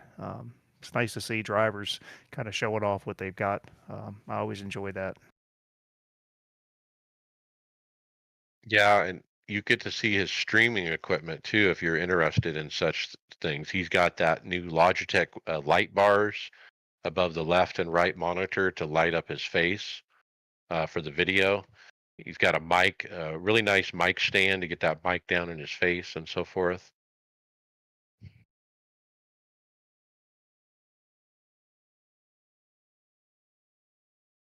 All right, Mike. I know you kind of got hella excited about the next one. Yeah, I mean, we've talked about this on the show before. I think Brian reminded me, but every time I see it, I'm like, take my money. I mean, this is Thermal Take's helicopter styled open frame full tower case for PC. And it basically kind of looks like a Apache helicopter body without the propellers. It looks like a dust nightmare. It's got an open architecture kind of thing, right? So that's why you're saying Dust Nightmare. I think that's a little more than open. Well, it's a good point, especially here in Arizona. There's a dust problem here. I'm cheap Yeah. like Brad. I don't sit there and stare at my case. So Yeah, I can hear my wife saying, "Honey, shut the door. There's a draft coming in." Yeah, I mean, mine's located on the backside of my center monitor, so it's got, it's got RGB or whatever. I have no idea because I never even see it. Well, it's a good point. Mine kind of is hidden as well, so you wouldn't even see it. It's kind of funny But I though. still 'Cause think it looks think cool. about think about what the '90s computer boxes look like, right? They're all just pretty much plain white or plain. I don't even think you could get them in black cases for a long time. And now they're becoming furniture pieces. You know, we Oh got a yeah, sneaker. yeah. There's some high end stuff out there, but again, like I said, I can't even see mine. And unfortunately, it's even the way it's turned. The glass side of it that's got all the neon lights and stuff is facing away from me because that's the way it needed to sit in order for me to get the rig set up right.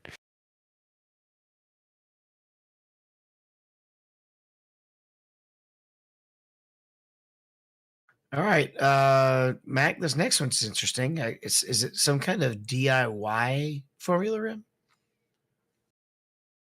Yeah, Pocorini Engineering will help you build your own Formula Rim, and you can soon pre-order their new Rally button plate.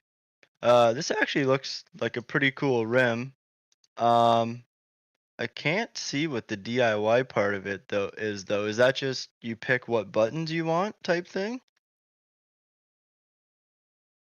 I'm not sure, or if it's literally just you get to assemble it yourself. Because it has DIY in the post.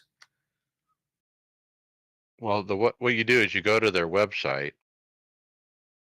which is the PokeOrneyEngineering.com, and then you hit Let's Build, and then they have DIY files, 36 euros. Okay, you get a file for how to build the thing, like 3D printed, I guess. Yeah, okay, I'm seeing that now.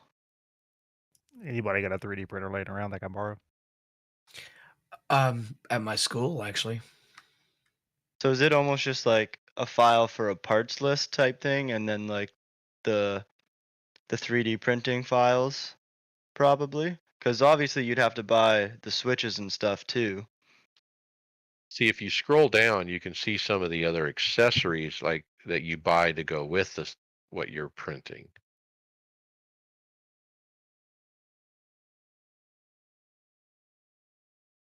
So I don't know. It's if you're DIY, this is something you should check out. I'm definitely not the DIY kind of guy.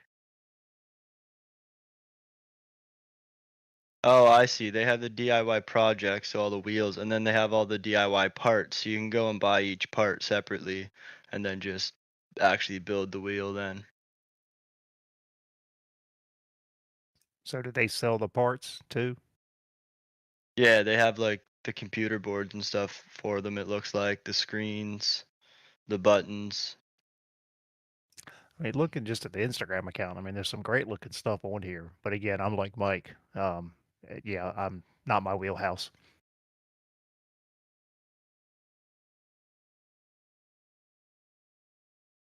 All right, I'm confused by this next one. Is this a new sim base or a new Diddy base?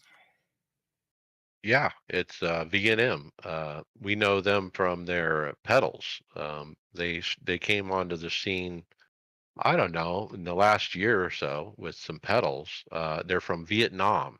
That's what the V&M stands for, I think. But they're going to have a direct drive wheelbase and their own formula wheel as well. And they got a drawing of it up on their Instagram.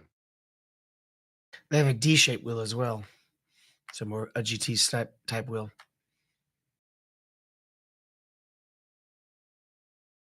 Now, I don't know if they have distribution yet where you can get this stuff here in North America or not, but they're one of those new companies kind of coming up. So we got to keep our eye on them.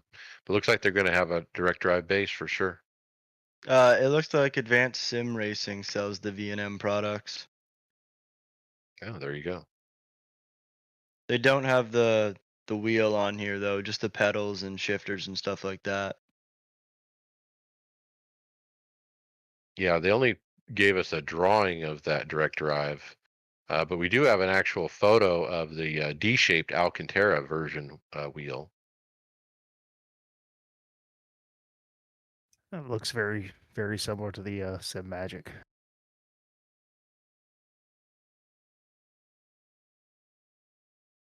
You can't have too many manufacturers. I love it'll drive down pricing.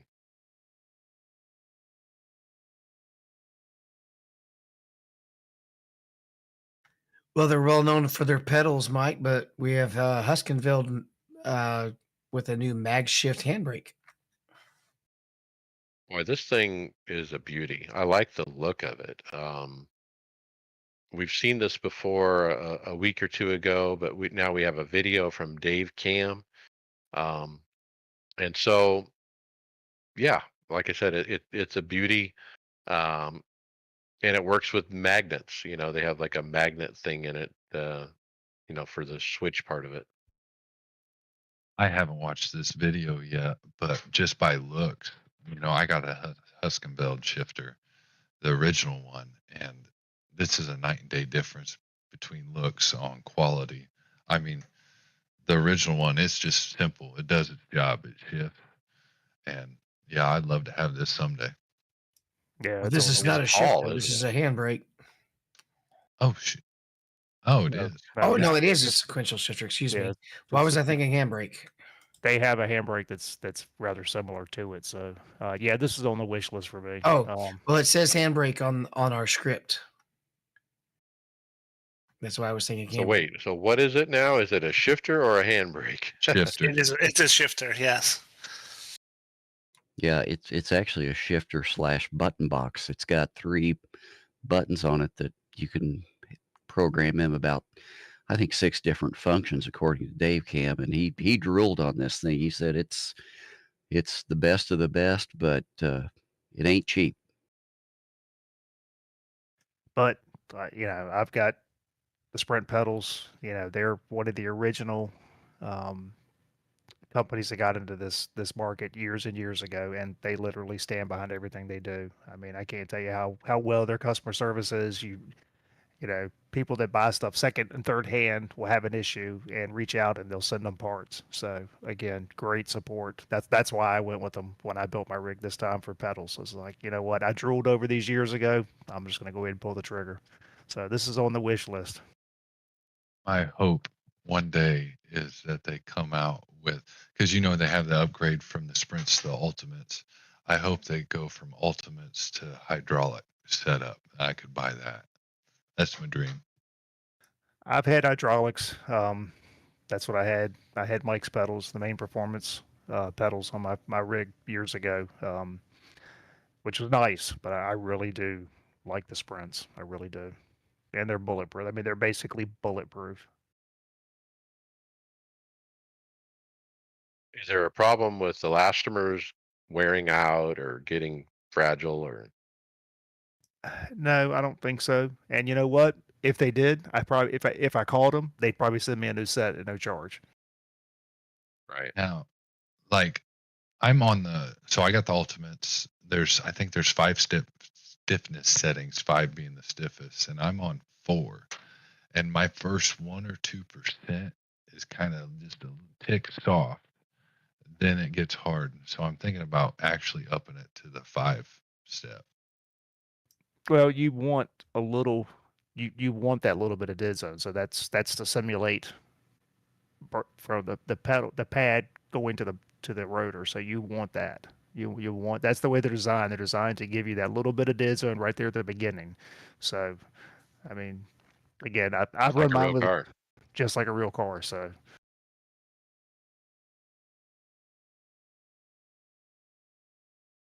Okay, so now we're going to talk results. Let's move on to results. We're going to talk the Winter Series league race. Or excuse me, not the league race. We're going to talk the Winter's NIS Series. Uh, John, you missed the race thanks to COVID. I ran top split, got wrecked by somebody from behind with 4 minutes optional damage. I got most out of it by running around the back until about 44 to go. A guy was pushing me down to the bottom, came up just a little bit, turned off his nose, hard into the wall, upside down, 34 minutes damage, and did not finish.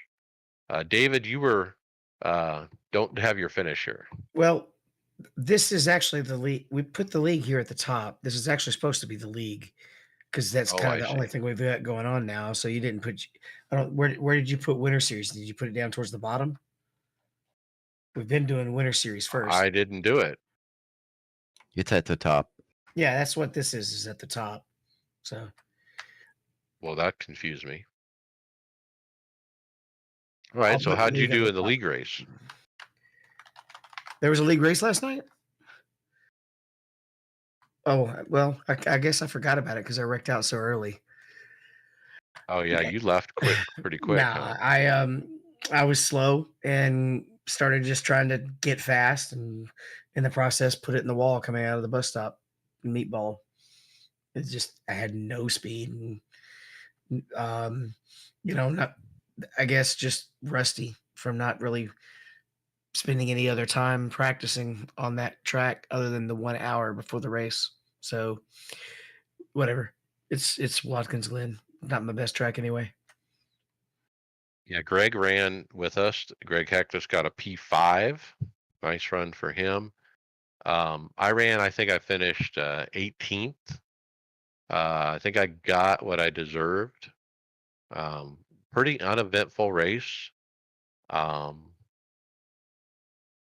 then Brad, you missed it because you ran the RFK event. And then Justin, you were in it. You finished 17th. Yeah, that's road courses my weak point in this sim, so I just wanted to stay on track. I only got a 3X. I was super proud of that, and I can honestly say I got better. I started out in 115s, got down to 114s. I was running 13s consistently, and I did a 12.8, so I slowly got better. You were tiptoeing at the beginning. I left you in the dust, but you were just being careful.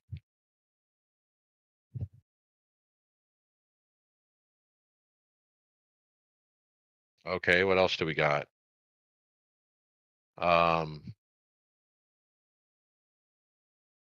Sunday fixed. Justin P1. Oh yeah, I got it kind of a little mixed up here. I was just going to say I had only one opportunity on each series, fixed and open Sunday, because my wife's family was in town from Brazil, her hometown. So I had to give her time with that. And I got a P5 and a P6, P5 in the open and a P6 in the fixed. And that's still at the end of week 5, I'm leading both series on points. So I'm just going to keep doing that. Yeah, I ran. I don't remember what I got. And then Mackenzie P1. What a nice win. First win of the year. Yeah, it was a while since my last win. It was a struggle, but yeah, I started 13th. I got some early damage. Stayed on the lead lap. Just ended up riding my way back up. I was in the top 3 within the last 40 laps of the race. P2 coming to the green white checker, took the white flag, and then just took the guy on the inside and won it by 2/100ths of a second as I was getting turned sideways across the line. That was definitely a exciting win there. Definitely hard to go to sleep after though. I was pretty fired up. It was awesome. Yeah, that's a great win. Well done. Wednesday Open, John P3. Yeah, I started in the back on this one, I think P25, and I took it real easy for the first 2/3 of the race. Just I thought, man, I don't want to mess up my tires, and I finally started driving fast the last, I don't know, 30, 35 laps, and everything I did worked. I mean, I got to thank Nick Ottinger for giving me some help on how to run this track, and it worked, and I just tore it up the last third and made it up to P3. Yeah, these are kind of out of time order. And then McKenzie, you got a P2 in your first ever start. Yeah, this was for the winter NIS also for the Wednesday Open. It was my first time running the 87 car. I just bought it like an hour before that race, did some practice, and yeah, I was P2. I was restarted 10th with 15 to go, and I had long run speed. Another lap or two, I probably would have passed the guy for the lead, but yeah, I did that on Wednesday, and then to actually be able to take the win on the Friday or the Saturday. I forget what day it was now. Sunday maybe. That was pretty sweet to do. Yeah, so a second and a first, basically. Yeah. Yeah, you can't beat that. Good job. Keep running that car. Yeah, I All think right, I'm going to. other stuff I ran, FIA F4 fixed at Oltland Park. Started 15th, got to 9th by the end of the first lap, fought my way clear up to finish 5th, fighting hard for 4th. Second race, I started 8th, got up to 3rd by lap 1, was able to hold it the whole race, P3. The third race I ran, I don't have it listed here, I basically wrecked out. So I had 2 good finishes and then a wreck out, and that kind of equaled everything out. But yeah, fun running that car. I think I'm going to keep trying to run that the rest of the season, the FIA F4 fixed series. And then John, you ran A Open P3. Yeah, that was today. Started on the pole, and I thought, man, I got to save tires, so I let a bunch of cars go by me, and sure enough, they used up their cars, fell way back, and actually, my lap times never fell off the entire race. This was at Kentucky, and man, if I'd have just had 5 more laps, maybe I could have pulled off a win. I'll give up that track position early. All right. You also did some B Open and C Open.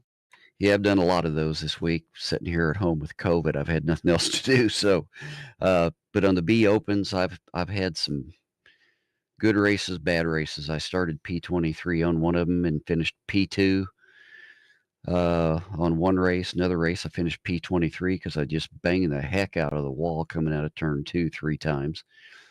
But yeah, I had some fun and then did C Open.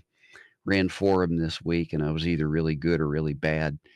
I finished 21, 27, or excuse me, 17 and 24, and then finally figured it out and got a P3 today. Nice run. And then we ran hosted Chris McGuire Supercars at Michigan. P2 I got. It was a pretty good race, but the leader got ahead of the pack by a few seconds during the green flag stops. I had no chance of getting to him. I actually thought I was racing for the lead and actually beat everyone in the pack I was racing, but it was for P2. That guy was like 4 seconds out in front of us. Brad, you ran with me and got cleaned out. Yeah, it was just again, you're running the the supercars at Michigan, so it was fun, but yeah, no give and take in that race, unfortunately. All right. And then, John, you jumped in as well. Your first run in the supercar, P12. Yeah, I went and bought that car right before the race, and I was running P2, and all of a sudden it was just like out of nowhere, a bomb hit me coming off the wall. And I ended up going back to P12 on that one.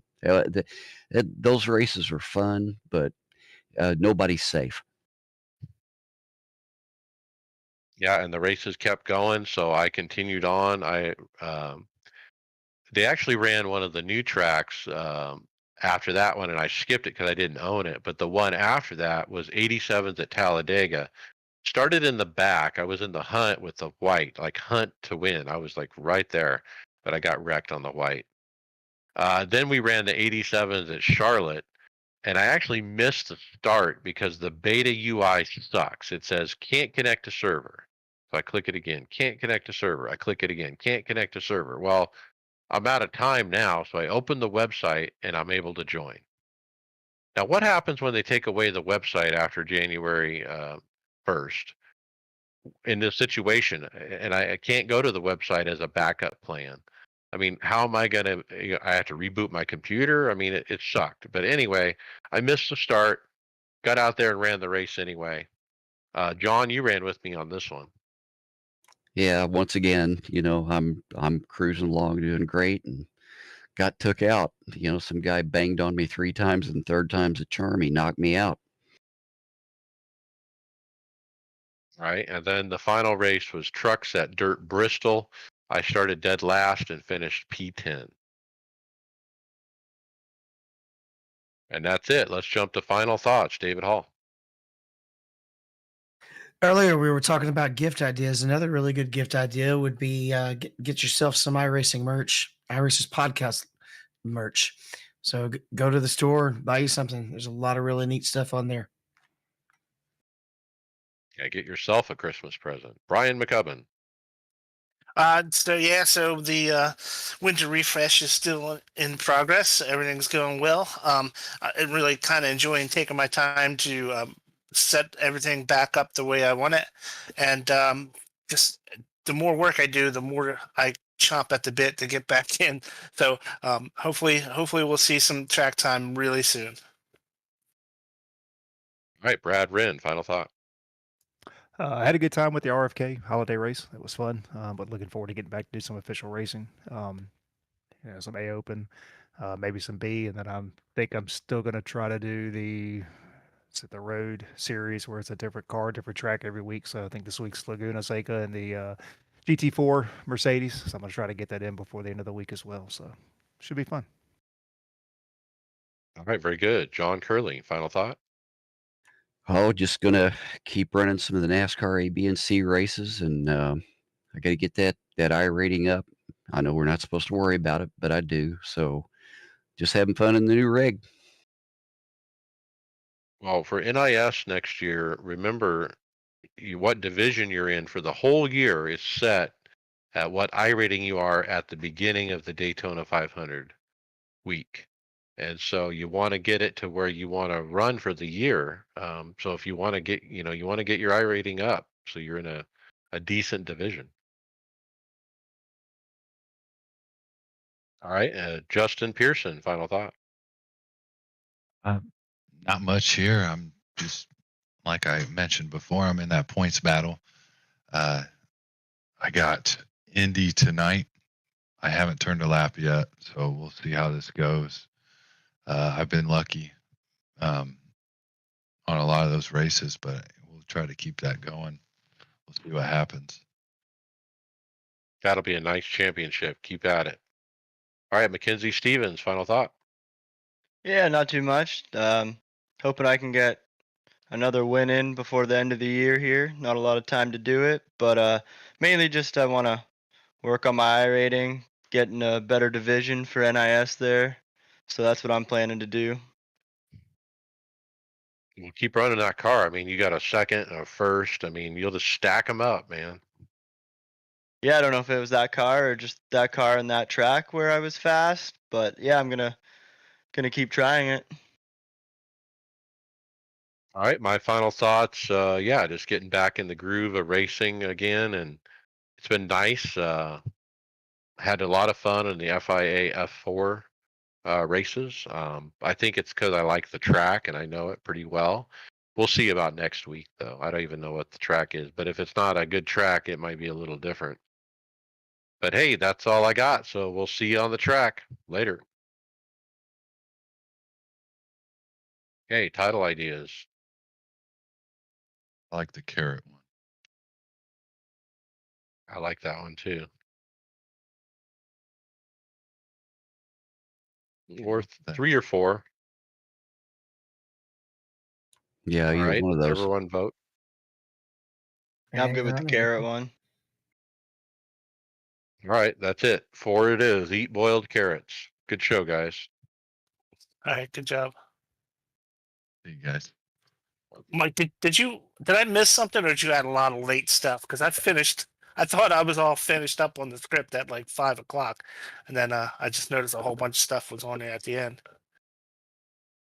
Oh yeah. Oh yeah, I've been adding stuff like crazy. It's been, Okay, as all you right. can I tell, was there's just a making lot. sure that yeah, there was a lot on there that I thought I was completely done at like 5 o'clock, and then we start back up at 6:45. It's like, oh my god, there's a lot of stuff. All right, cool. I just wanted to Yeah, make sure I so didn't miss it, or there was something that went wacky. I was definitely having to No, look there's ahead to late see what the ads. titles were or what the title should be. Hey, David, the jersey you're Was wearing, does that run pretty true to size? Yeah. This is a medium, and that's usually what I wear. All right, cool. And yes, even when the suns aren't out, my guns are out. All right, I'm out. We'll see you. Nice show, See you, guys. man. Actually, I worked out at school today because we have semester tests, and none of my kids were here. I had 2 kids who don't want to be at home that came and sat in the band room all day, and I was like, all right. We played cards for a while. I watched a bunch of YouTube while they played cards for a while. I made them practice 1 hour, and then I was like, I'm bored. We're going to the weight room, and I just went and used the school weight room for an hour and a half. Keep pumping the guns. Have a good night, guys. all right, see you. See ya.